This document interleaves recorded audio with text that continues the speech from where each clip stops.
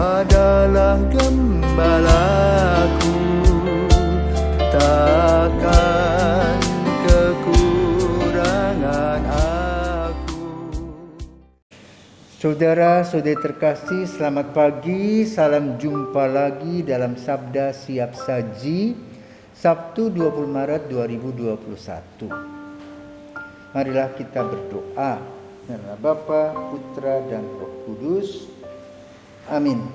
Bapa yang penuh kasih, banyak aktivitas yang kami lakukan setiap hari, menerangkan apa yang belum diketahui, mendampingi mereka yang ingin menikmati dan juga mengetahui banyak hal. Dan hal ini dilakukan oleh Yesus. Para murid yang dipilih oleh Yesus memahami kiprah Yesus. Namun beberapa orang Farisi dan Saduki, dengan kehadiran Yesus mereka merasa ada persaingan. Maka mereka selalu menolak apa yang dibuat dan dilakukan oleh Yesus. Ajarlah kami ya Bapa, agar kami berani belajar seperti para murid yang mau mendengarkan Yesus Putramu. Tidak hanya kepala batu, tetapi mau dengan rendah hati datang mendengarnya. Itu ajarlah kami agar kami boleh mendengar dan mengetahui apa yang Kau ajarkan bagi kami. Demi Kristus Putramu dan pengantara kami, kini dan sepanjang masa. Amin. Tuhan bersamamu dan bersama rohmu. Inilah Injil Yesus Kristus menurut Yohanes, dimuliakanlah Tuhan. Yohanes bab 7 ayat 40 sampai dengan 53. Sekali peristiwa Yesus mengajar di Yerusalem. Beberapa di antara orang banyak yang mendengarkan perkataan Yesus berkata, "Dia ini benar-benar nabi yang akan datang." Yang lain berkata, "Ia ini Mesias."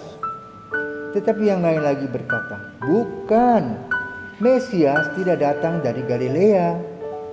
Karena kitab suci mengatakan bahwa Mesias berasal dari keturunan Daud dan dari kampung Bethlehem, tempat Daud dahulu tinggal." Maka timbullah pertentangan di antara orang banyak karena Yesus.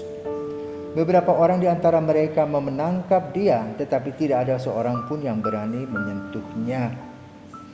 Maka ketika penjaga-penjaga yang ditugaskan imam-imam kepala dan orang-orang Farisi pergi kepada imam-imam kepala, orang-orang Farisi berkata kepada mereka, "Mengapa kamu tidak membawanya?" Jawab penjaga-penjaga itu, "Belum pernah seorang manusia berkata seperti orang itu." Jawab orang Farisi itu kepada mereka, "Adakah kamu juga disesatkan? Ada seorang di antara pemimpin-pemimpin yang percaya kepadanya, atau seorang di antara orang-orang Farisi?" Orang banyak itu tidak mengenal hukum Taurat, terkutuklah mereka. Nikodemus, seorang dari mereka yang dahulu telah datang kepada Yesus, berkata kepada mereka, "Apakah hukum Taurat kita menghukum seorang sebelum ia didengar dan sebelum orang mengetahui apa yang telah dibuatnya?" Jawab mereka, "Apakah engkau juga orang Galilea? Selidikilah kitab suci, dan engkau akan tahu bahwa tidak ada nabi yang datang dari Galilea." Lalu mereka pulang masing-masing ke rumahnya. Demikianlah Injil Tuhan. Terpujilah Kristus. Saudaraku terkasih, ilmu pengetahuan membantu kita untuk mengetahui seseorang dengan latar belakang. Rupa-rupanya orang Farisi hanya tertegun pada apa yang tertulis dalam kitab suci, tetapi mereka tidak memperhatikan apa yang terjadi. Dikatakan bahwa Mesias berasal dari keturunan Daud dan dari kampung Bethlehem, tempat Daud dahulu tinggal. Betul. Yesus lahir di Bethlehem. Tetapi ketika ia besar, dia tinggal di kampung Nazaret. Maka orang mengatakan, dia orang Nazaret, tak mungkin dari Galilea.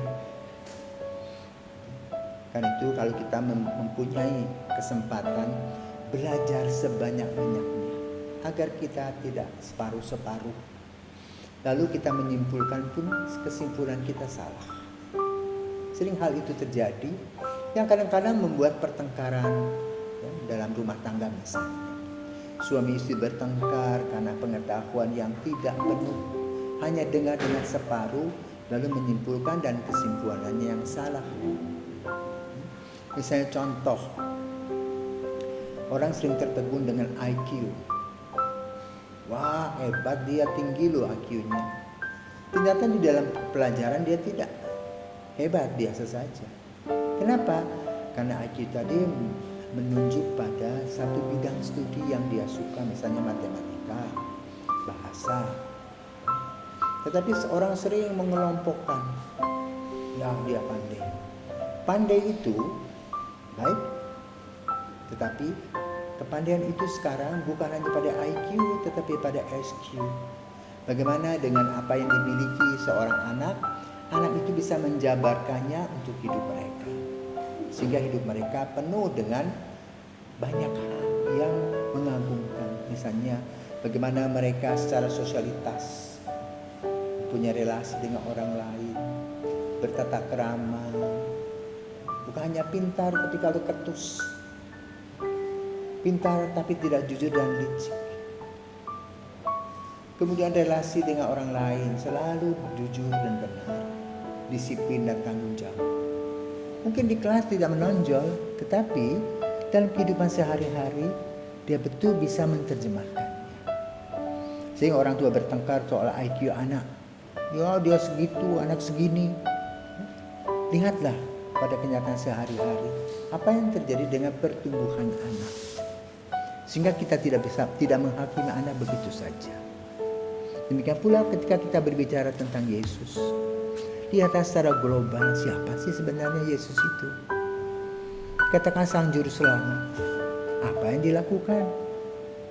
Para murid Yesus dengan jeli dan jelas melihat bagaimana Yesus mempunyai kiprah yang luar biasa.